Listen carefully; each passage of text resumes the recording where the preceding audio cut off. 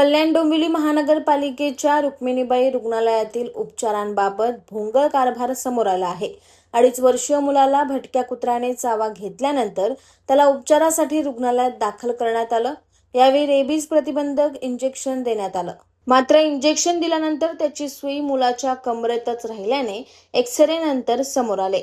कुटुंबियांनी मुलाची तपासणी करून एक्स-रे काढल्यानंतर हा प्रकार उघडकीस आलाय।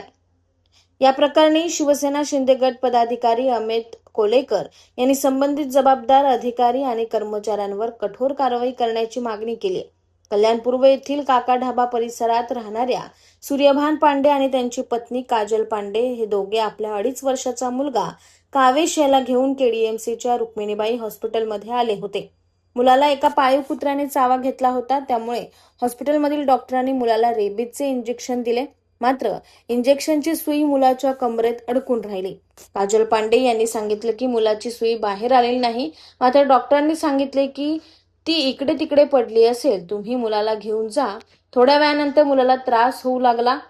आई वडील मुलाला घेऊन सायन हॉस्पिटलमध्ये गेले, त्या ठिकाणी देखील त्यांना तिकडे पाठवण्यात आले।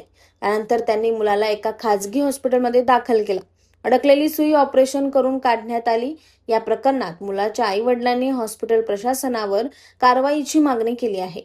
2 तारखेला एक 2.5 वर्षाच्या लहान बाळाला कुत्रा चावला। त्याचे पालक रुक्मिणीबाई रुग्णालयामध्ये मुलाला घेऊन गेले आणि डॉक्टरांतर्फे त्याला इंजेक्शन देण्यात आले आणि इंजेक्शन देताना ही सुई त्या बाळाच्या आतमध्येच राहिली, इंजेक्शन देतं त्या ठिकाणी।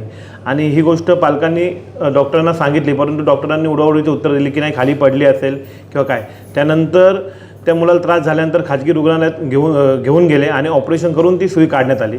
जर कल्याण डोंबिवली महानगरपालिकेतील डॉक्टरांना जर इंजेक्शनही देता येत नसेल तर याबाबत प्रशासनाने विचार केला पाहिजे।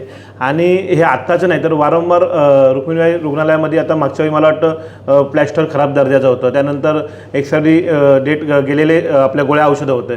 प्रत्येक वेळी महिन्याभरामध्ये रुक्मिणीबाई रुग्णालयातनं कोणती ना कोणती बातमी येत असते।